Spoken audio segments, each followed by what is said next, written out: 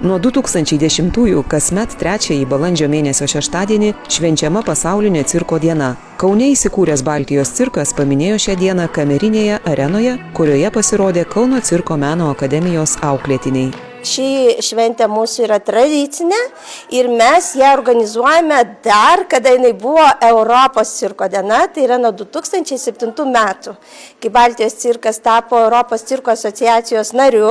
Tėtis su mama dirbo artistais, profesionaliais artistais nuo pat to laiko, kai buvo išleisti iš cirko mokyklos. Ir jie gastroliavo po visą pasaulį. Kai Lietuva atgavo nepriklausomybę, tėtis tarė, mes grįžtam Lietuvą ir kelsim cirką. Tai taip įsikūrė Baltijos cirkas. Iki šiol mes labai stipriai dirbam kaip šeima. 13 metais buvo atidarytas kamerinis cirkas, pradėjo veikti Kauno cirko meno akademija, pradėjo veikti muziejus pilnu pajėgumu. Tai mes turime Kauno Šančiuose tokį cirko miestelį. Čia pas mus vyksta ir edukacinė veikla, ir net kažkokie tokie rimtesni tyrinėjimai, galėčiau pasakyti.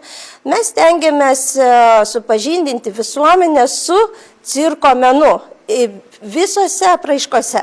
Baltijos cirko įkurta cirko meno akademija itin vilioja mažuosius gerbėjus.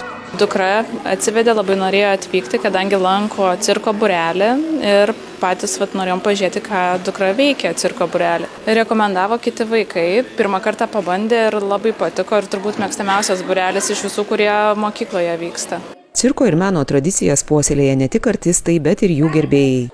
Cirko dienos proga vyko ekskursija po muziejų, kuriame galima susipažinti su cirko istorija ir itin turtinga klounų kolekcija. Mes turime 2 ekspozicijas, mūsų tokios 2 pakraipos, tai yra klounų kolekcija, didžiulė, beveik 3000 eksponatų ir mes vejamės Gineso rekordininkus skaičiumi eksponatų ir aišku tas įspūdingumas jų ir mes edukacijas turime ir pasakojame apie klounus, apie klouną kaip personažą, o kita pakraipa tai yra istorinė ekspozicija. Tai mes turime daugybę eksponatų, kurie yra unikalūs, yra pavyzdžiui dokumentai kaip cirkai savanoriškai žmonių buvo perduodami valdžiai, kada atėjo tokia valdžia, kuri tiesiog paėmė iš žmonių ir turėjo parašyti, kad aš savo noru atiduodu savo turtą.